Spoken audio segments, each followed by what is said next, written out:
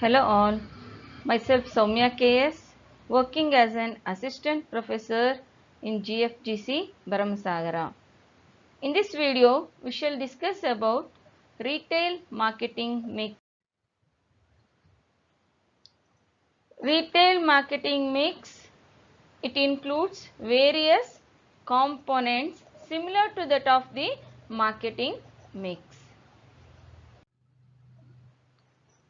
Before discussing about various components of retail marketing mix, we shall have a recap of the previous video. In the previous video, we have discussed about what is retail marketing, its meaning, its activities as well as its characteristics and nature. Retail marketing involves managing marketing activity in the retail sector.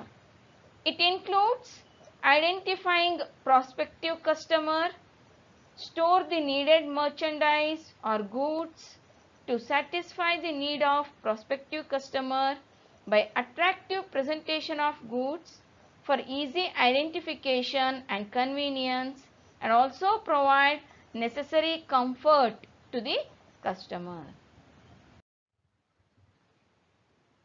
Let's see what is the meaning of retail marketing mix. The marketing tools that a retail organization uses to pursue its marketing objectives are termed as the retail marketing mix.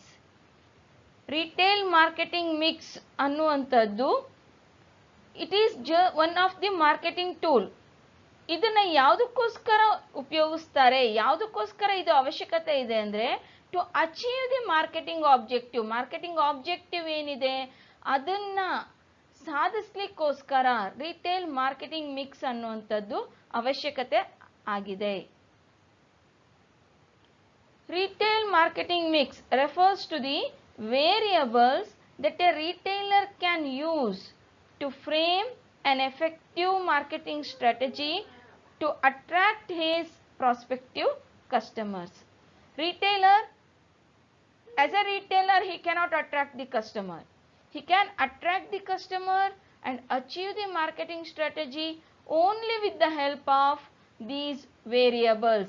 And these variables or factors or elements are called as retail marketing mix. The variables are the varieties of merchandise and assortment and the services that are offered, including promotion, pricing, layout, and also store location, design and visual merchandise. ಈ ಬೇರೆ ಬೇರೆ ರೀತಿಯಂಥ variables marketing ಮಿಕ್ಸಲ್ಲಿ involve ಆಗಿರೋದು ಯಾವ್ದ್ಯಾವುದು ಅಂದರೆ merchandise means A group of products, what we call in as ಸರಕುಗಳು ಅಂತೇನು ಹೇಳ್ತೀವಿ, that including ಅದರ promotion, pricing, location, design ಇದೆಲ್ಲನೂ ಸಹ ಇನ್ಕ್ಲೂಡ್ ಆಗಿರುತ್ತೆ.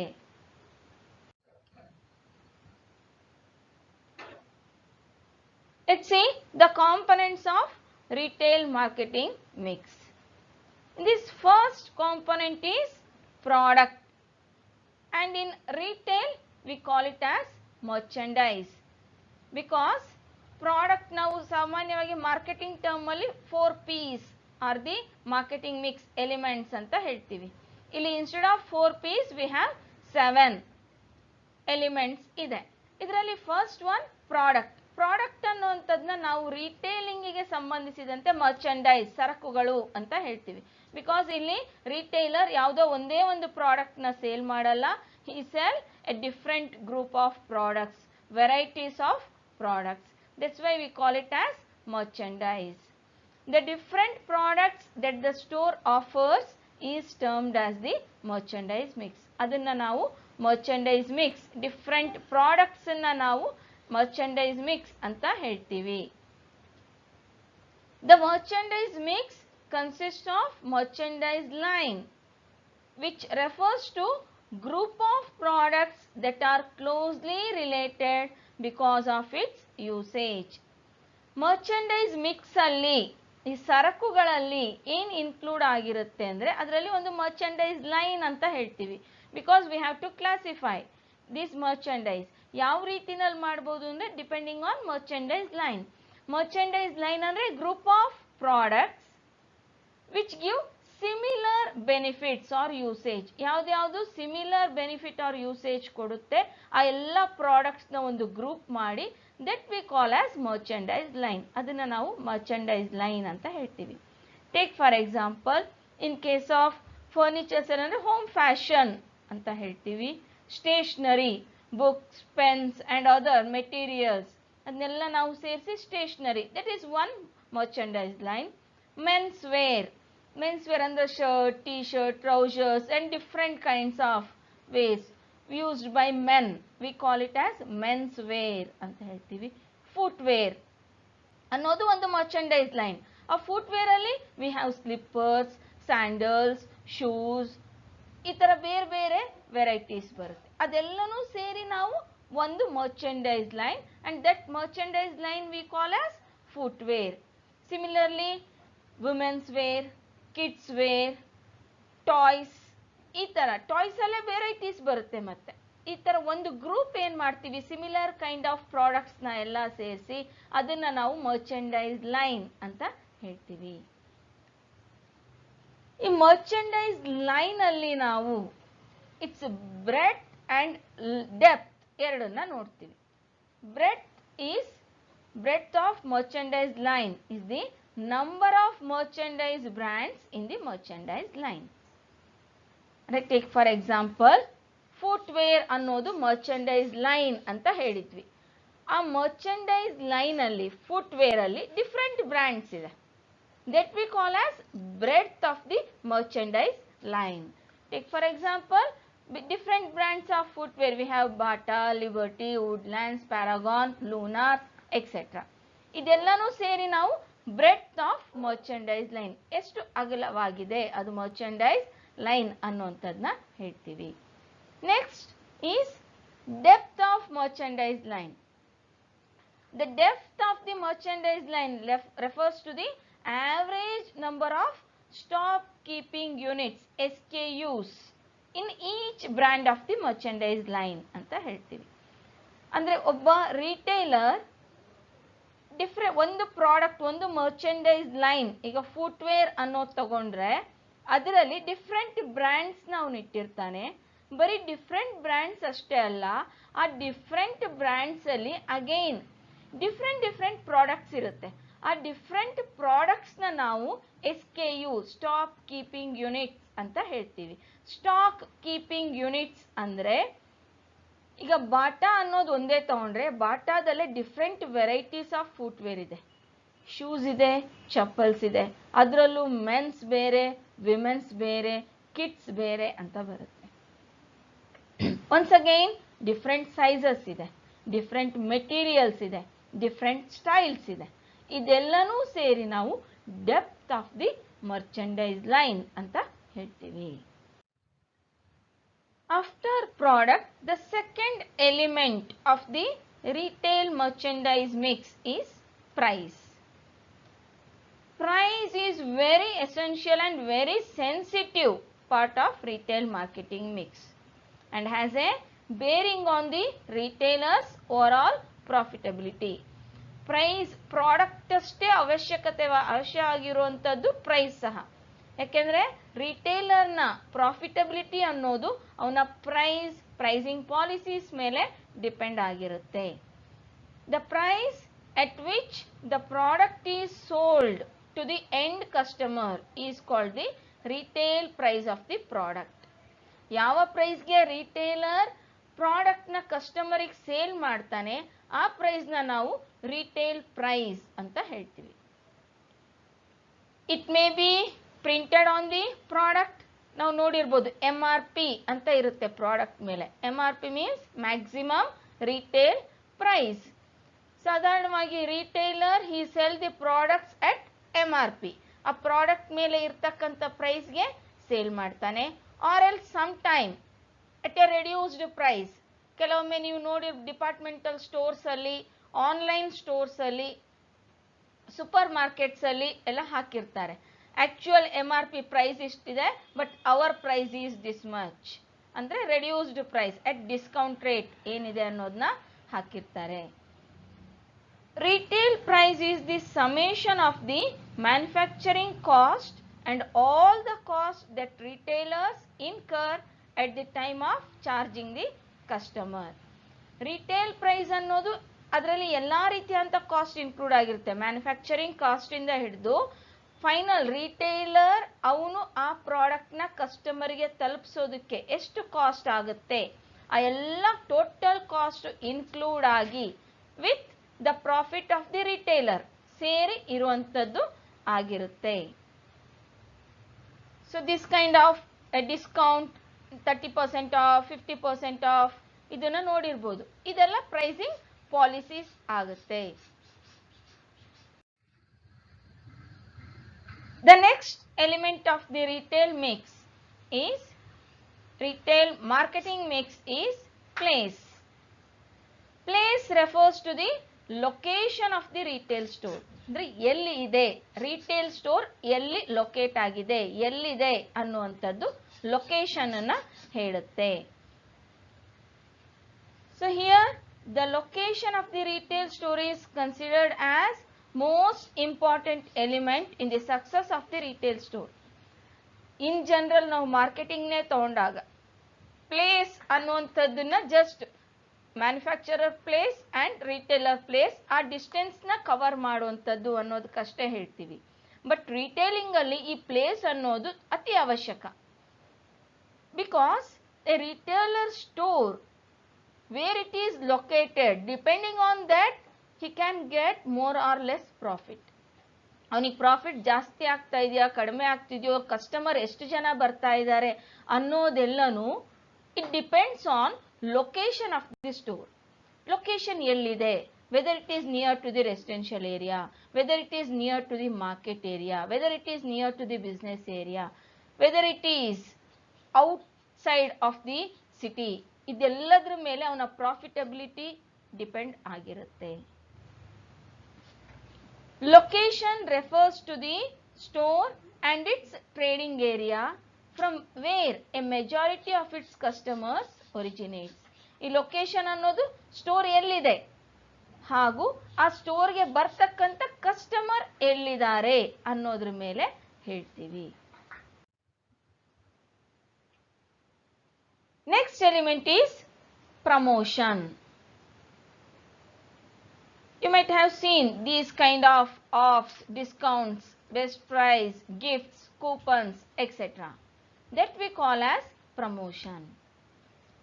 Retail promotion refers to all communication that informs, persuades and reminds the target market or the prospective customers about the marketing mix of the retail store. Retail promotion ಅನ್ನುವಂಥದ್ದು ಅವನಲ್ಲಿ ಇರ್ತಕ್ಕಂಥ merchandise ಬಗ್ಗೆ ಕಸ್ಟಮರ್ಗೆ ತಿಳಿಸುವಂಥದ್ದಾಗಿದೆ. ಅಂದ್ರೆ ಅಲ್ಲಿರ್ತಕ್ಕಂಥ ಮರ್ಚಂಡೈಸ್ ಯಾವ್ಯಾವ brand ಇದೆ ಅಂದ್ರೆ ಡಿಫ್ರೆಂಟ್ ಮರ್ಚಂಡೈಸ್ ಲೈನ್ ಯಾವ್ದ್ಯಾವ್ದಿದೆ, ಅದರ ಬ್ರೆಡ್ತ್ ಏನು, ಡೆಪ್ತ್ ಏನು ಅನ್ನೋದ್ರ ಬಗ್ಗೆ ಕಸ್ಟಮರ್ಗೆ ತಿಳಿಸೋದಷ್ಟೇ ಅಲ್ಲ, persuading them, motivating them to purchase the merchandise, to purchase the product. ಇದನ್ನ ನಾವು ಪ್ರಮೋಷನ್ ಅಂತ ಹೇಳ್ತೀವಿ. This communication between customers and retailer can be achieved through advertising, sales promotion, publicity and public relation, which all together refers to promotion mix.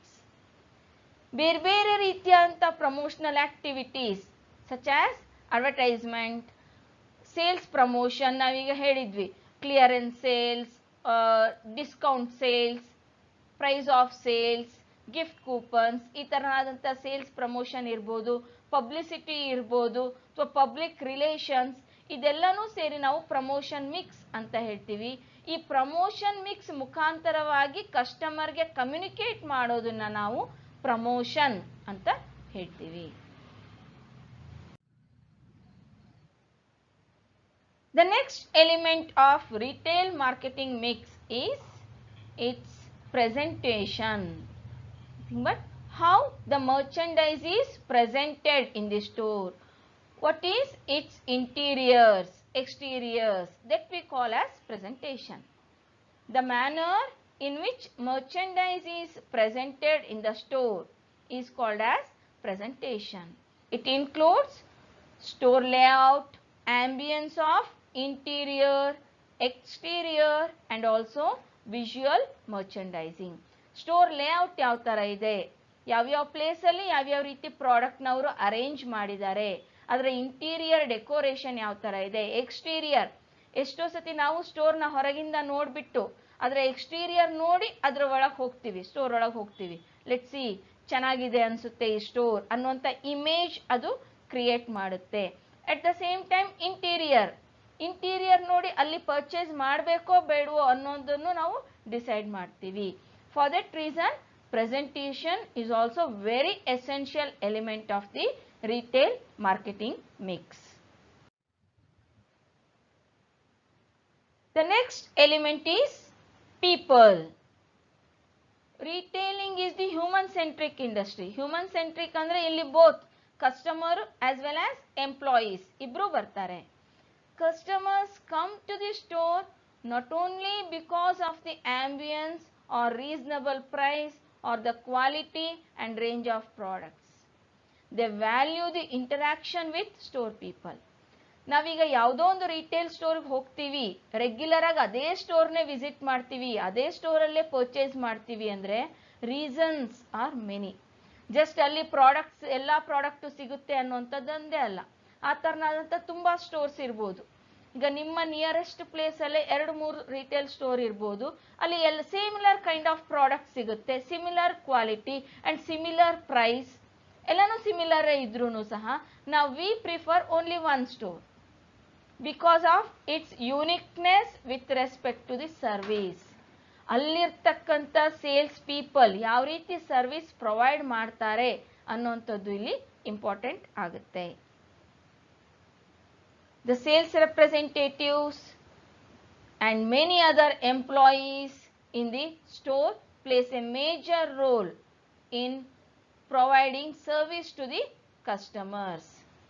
The attitude, behavior, manners and product knowledge of the people in the store plays a very important role in building long-term relations with the customers.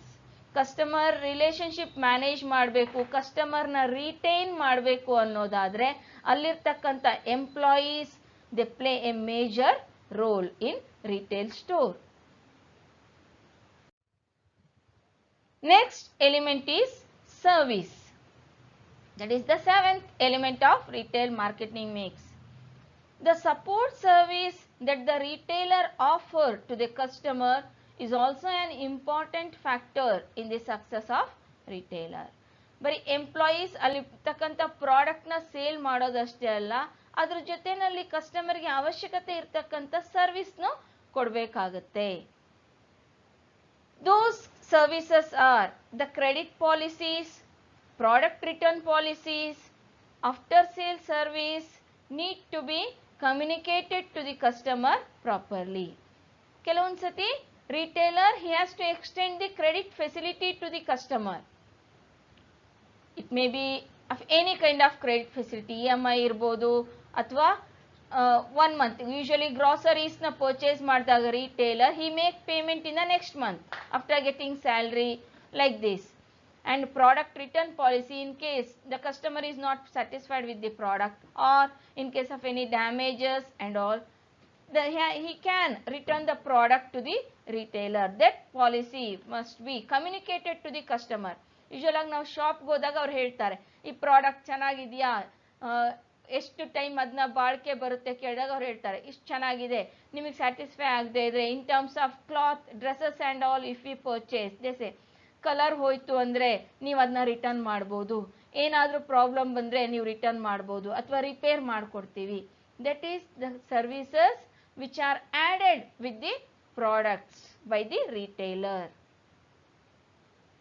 With a good customer service, a retailer can satisfy the customer and retain the customer.